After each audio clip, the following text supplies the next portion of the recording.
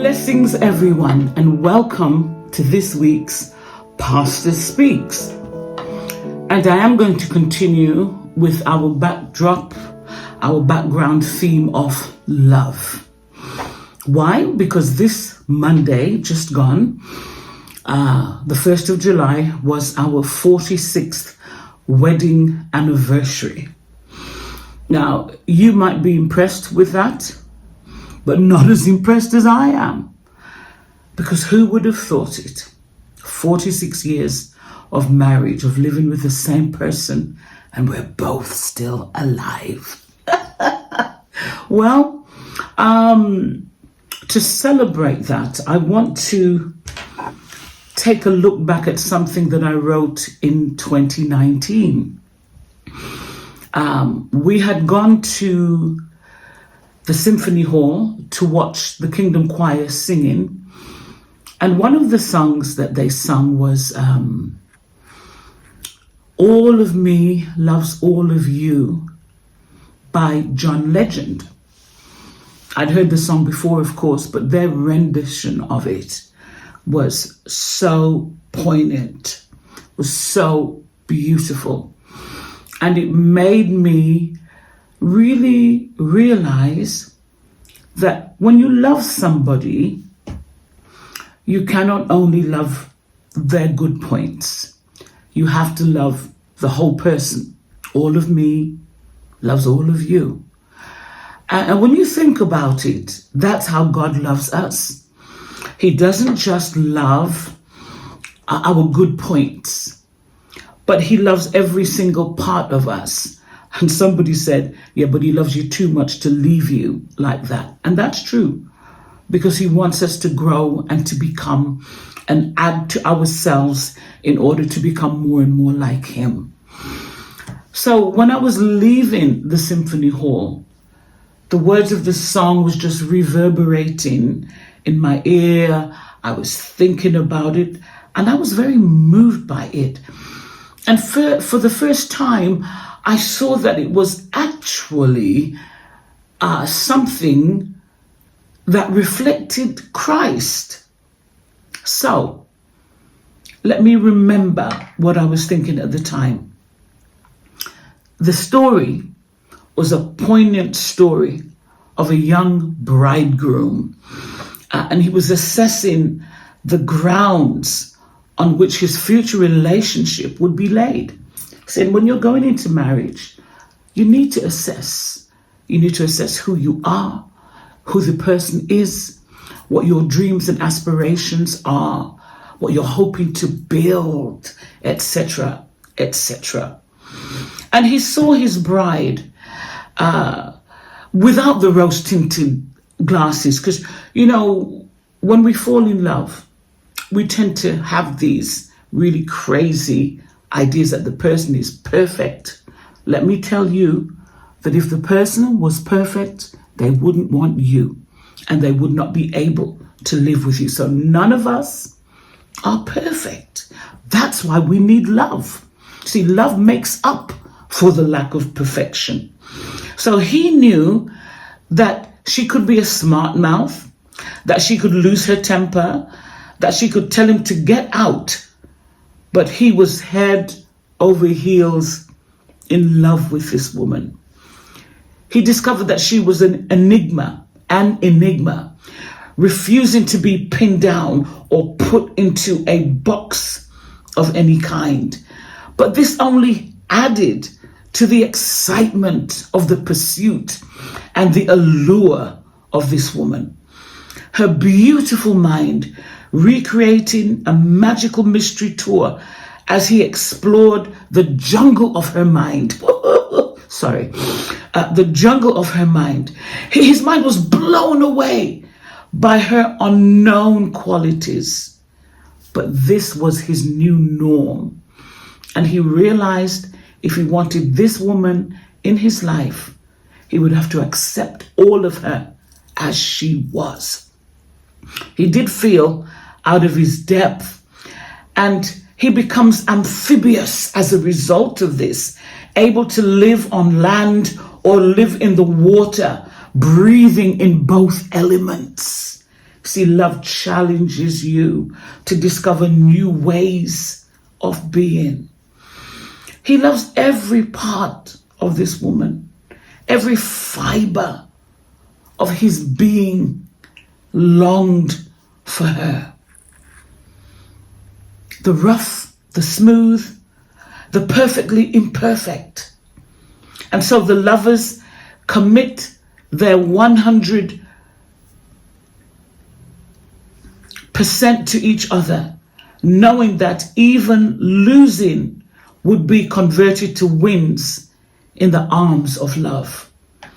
His bride doesn't have to worry that he will look at her with changed perceptions, because even her ugly is beautiful in his eyes, as he protects her from the vicissitudes of life.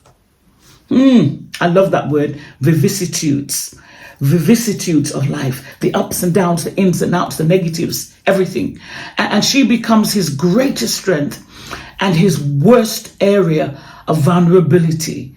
His heartbeat tuned into hers.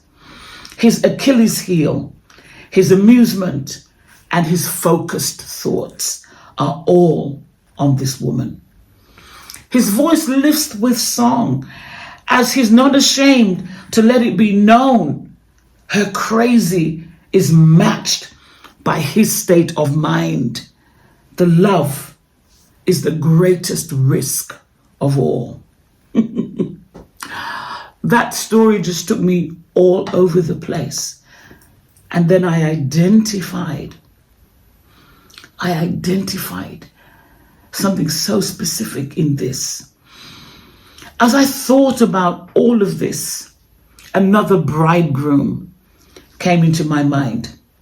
Christ and his bride, the church.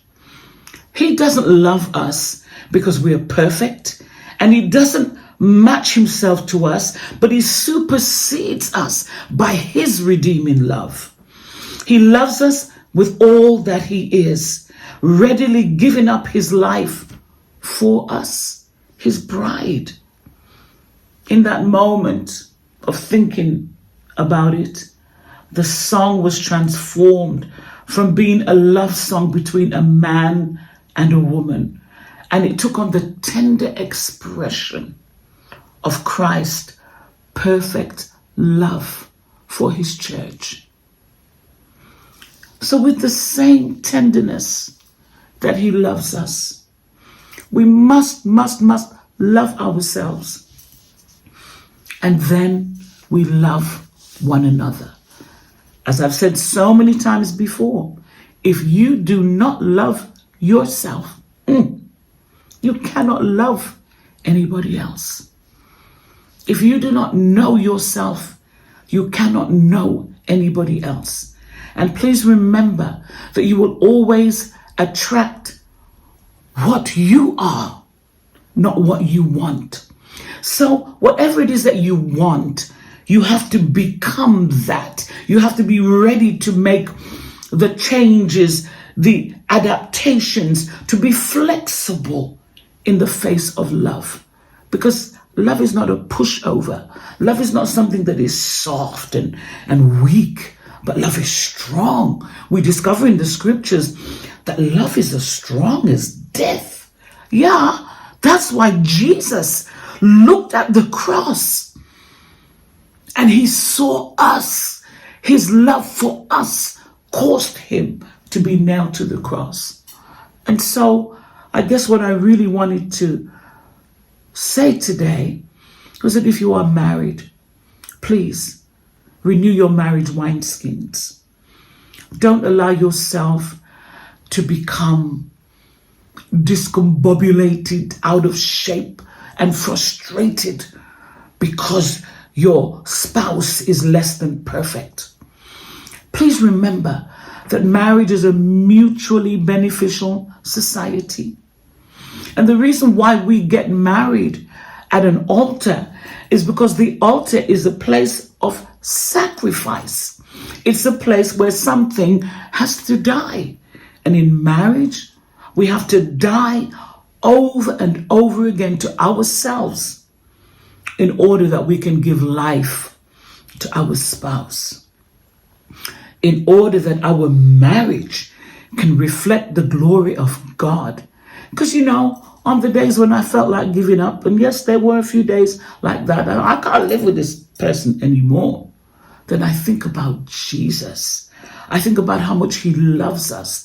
And I think about how my giving up would affect him, his reputation, and his body, the church. And then I realized that in the face of those three things, I have no excuse to give up. And please notice that once we begin the phenomenon of giving up, we give up on everything. We walk away from all sorts of things, not recognizing that the whole idea was that we should go through and be changed by it. So, in marriage, the only way to love somebody is the way that John Legend wrote about in his song. All of me loves all of you, all your edges, your curves, all your imperfections. I want you to hear the song. So we're going to play it for you. And I hope that you enjoy it and use it as a reflection for your own marriage, for your own love life, for your own love of yourself. Because you have to love all of you. Otherwise, it's not going to work. So I will see you here again next week. God bless you and take good care of yourself. Don't know what hit me, but I'll be alright. My head's underwater, but I'm breathing fine. You're crazy and I'm out of my mind. 'Cause all of me loves all of you. Love your curves and all your edges, all your perfect imperfections.